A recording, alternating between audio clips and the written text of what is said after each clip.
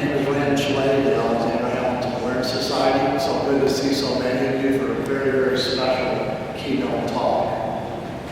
First of all, I'd like to thank Trinity Church for guarding the guardian of where he lives and to be so encouraging of celebrating Alexander Hamilton's birthday and then our Celebrating Hamilton events in July. Dr. Stephen Knott is a professor of National Security Affairs at the United States Naval War College. Prior to accepting his position at the Naval War College, Dr. Knott was co-chair of the Presidential World History Program at the Miller Center of Public Affairs at the University of Virginia, where he directed the Ronald Reagan World History Project. His books include Alexander Hamilton and the Persistence of Myth. It was praised by historian Forrest McDonald as, quote, a superb book of how and why one of the greatest Americans has been one of the least appreciated. Knott's penetrating and sensitive account of the vicissitudes of Alexander Hamilton's public image over 2 centuries contains within it a subtle and profound commentary on the images Americans have about themselves. And the Honor Society agrees with that. We rate as one of the top 5 must-read books for someone who wants to understand the truth about Alexander Hamilton. He's one of the ones who led the way to help people understand the true record and what was it that prevented that true record from coming to light. His most recent book, co-authored with Tony Williams, is Washington and Hamilton, the Alliance that Forged America. According to Edward G. Lennox, the editor-in-chief of the papers called George Washington, he says, quote, 2 of the founding era's outstanding statesmen come to life in this remarkable book. Washington and Hamilton, often working in tandem. Neither one a dominant partner. They sparkle with vital creativity that far outshone their contemporaries. Stephen Knott and Tony Williams definitely chronicle the partnership and its astonishing effect on American history, unquote. Stephen Knott will talk to us today about this indispensable alliance and why Alexander Hamilton has never quite received the honors that are due him. Ladies and gentlemen, let's welcome Stephen Knott.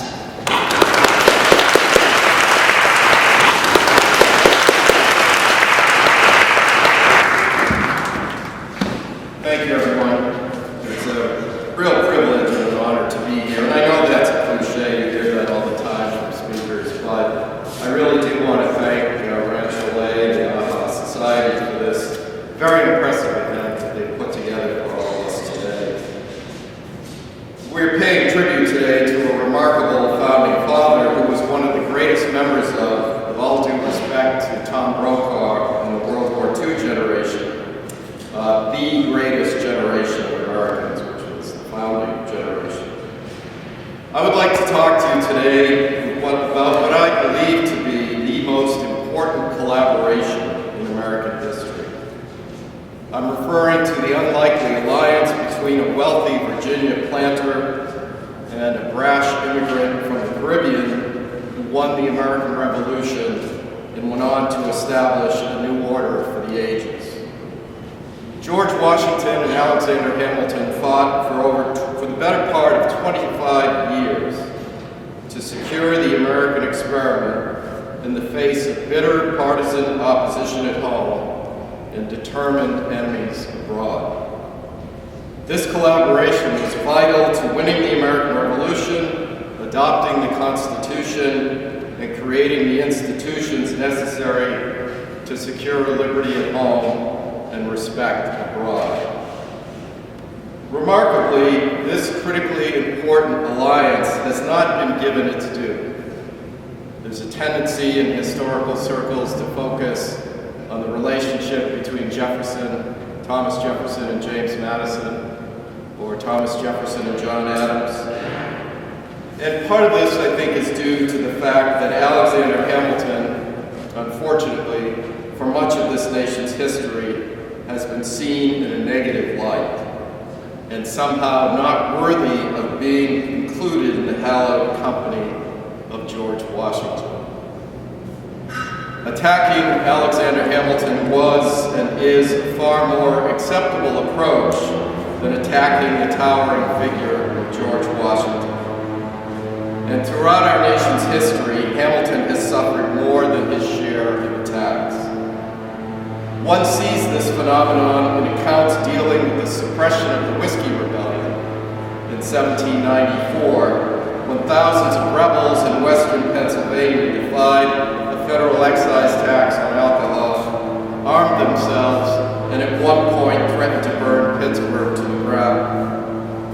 Federal agents attempting to collect the tax were frequently attacked, and in one instance, a revenuer was held in a distillery for 3 days without food and told that he could secure his freedom by submitting to having his nose ground off by a grindstone. George Washington repressed this insurrection on the grounds that he was constitutionally obligated to, quote, take care that the laws be faithfully executed. But that view tends to be dismissed in lore and in legend. And instead, this episode of lawlessness on the part of whiskey distillers and their sympathizers is celebrated by progressive historians as an example of grassroots democracy in action. According to this caricatured account, the whiskey rebels were simple country folk who abandoned their cracker barrels to defend their God-given right to produce moonshine. They fought to liberate themselves from an oppressive East Coast establishment led by Hamilton and the moneyed interests, all of whom were seen as traitors to the spirit of 1776. Now this tale is Jeffersonian-inspired propaganda masquerading as history, but it has proven remarkably resilient. Again, for Washington and Hamilton, the Whiskey Rebellion was a challenge to the rule of law, and while hindsight might allow one to dismiss the seriousness of the rebellion, the threat was quite real to a newborn government whose viability was still open to question. But again, here you see Hamilton being painted, particularly in various progressive portrayals of the Whiskey Rebellion, as the villain.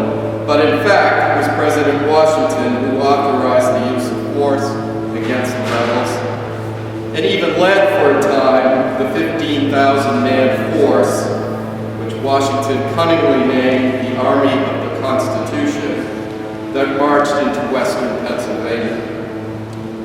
For Thomas Jefferson, Washington's response to the Whiskey Rebellion, or as Jefferson liked to call it, Hamilton's insurrection, was further evidence of Washington's decline. The president had become the captive of a dictatorial inclined Alexander Hamilton. Nowhere were the conflicting visions of Washington and Hamilton in their federalism and Jefferson's republicanism more pronounced than in their differing views of the French Revolution. Washington and Hamilton were repulsed by the ease with which the French revolutionaries and their American supporters countenanced mob violence and show trials as a means of purging elements of the old order. In Washington and Hamilton's view, there was no common ground between the American Revolution and its French counterpart. The American Revolution, in Washington and Hamilton's view, was characterized by devotion to liberty. The French Revolution by a passion for licentiousness. The American Revolution was a revolution of sober expectations, to borrow a term coined 2 centuries later, while the French Revolution anticipated the totalitarian upheavals of the 20th century, their mass executions, and their propensity to turn on themselves with an unbridled ferocity. Thomas Jefferson welcomed the violence in France as an appropriate method to cleanse the new republic of any reactionary holdovers, and argued that if the revolution extinguished all but one man and one woman, it would be well worth the price. This was the same Jefferson who proposed executing any Virginia banker who cooperated with Hamilton's Bank of the United States. Washington and Hamilton, who had experienced firsthand the impact of violence, were far less taken with juvenile notions of the positive effects of bloodshed and upheaval. Alexander Hamilton had come from a Caribbean environment rife with lawlessness and simmering violence, and his family upbringing was marked by instability and dislocation. In contrast, Jefferson's earliest childhood memory was a recollection of being carried on a pillow by a slave. One of these founding fathers, Hamilton, was shaped by the fragility of life and the constant struggle for mere survival. The other, Thomas Jefferson, by the infinite possibilities of a carefree life built on the toil of others. While Hamilton won almost all of his key battles with Thomas Jefferson within the Washington administration, he arguably lost the battle for the hearts and minds of the American people to Thomas Jefferson. Despite being George Washington's closest confidant, or perhaps because they resented the fact that he was Washington's closest confidant, Thomas Jefferson and his lieutenants sought to denigrate, if not erase, Hamilton's contributions to the founding of the United States. In my view, Alexander Hamilton was, in a sense, the first victim of the politics of personal destruction. Jefferson considered Hamilton, who, by the way, was one of the lone immigrants among the core group of founding fathers, to be not quite, quote, American. In fact, Jefferson saw Hamilton as a covert British agent intent on foisting a crown upon this republic and corrupting its councils of government in order to benefit the privileged few. Jefferson's animus towards Hamilton knew no bounds, in part because the latter, as I had mentioned, Hamilton, had bested Jefferson in almost every policy battle that occurred in President Washington's cabinet. Jefferson dismissed reports of Hamilton's courage as a soldier in the Revolutionary War, perhaps out of jealousy, since Jefferson's only encounter with the war involved a hasty flight from his plantation after receiving word that the British forces were heading for Monticello. I know that's not a particularly Christian thing to say, so forgive me for saying it from this pulpit. Hamilton, according to Jefferson, was in fact timid, end quote. And his reputation, Hamilton's reputation for courage, according to Jefferson, was simply not genuine.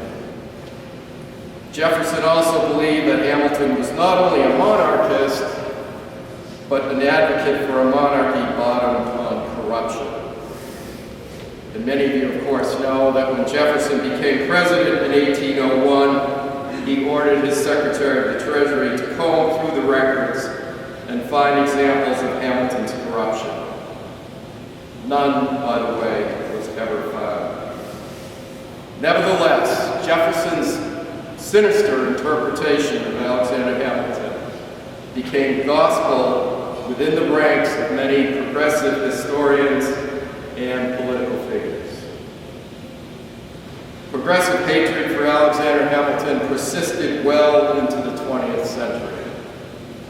It reached its peak during the 1920s when Republican President Warren G. Harding led the effort to erect a monument to Hamilton on the grounds of the Treasury Department.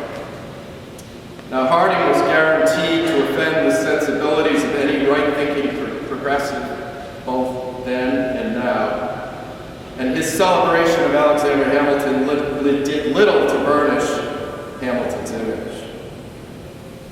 At the 1928 Democratic National Convention, the keynote address was delivered by Claude Bowers, a Democratic Party operative and a journalist who in his spare time wrote popular histories, including one entitled Jefferson and Hamilton, The Struggle for Democracy in America.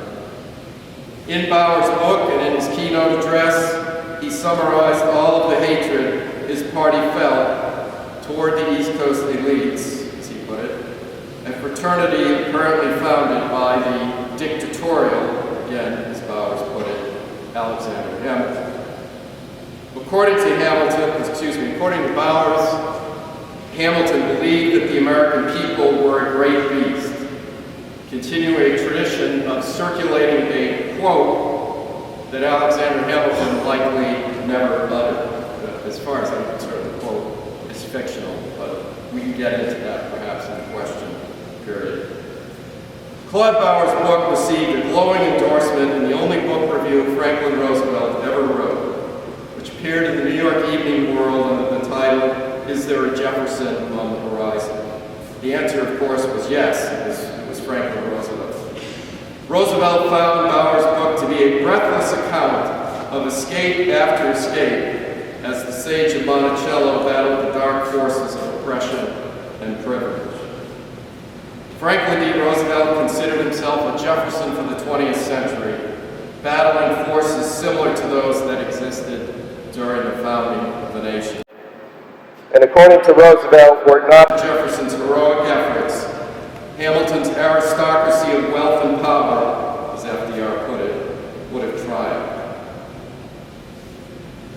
It was Franklin Roosevelt who elevated Thomas Jefferson into the pantheon of American immortals, erecting the beautiful Tidal Basin Memorial to the sage of Monticello, and even selecting the quotes that adorn the interior of that monument. And it has been something of an iron law in American historiography that as one falls, the other rises.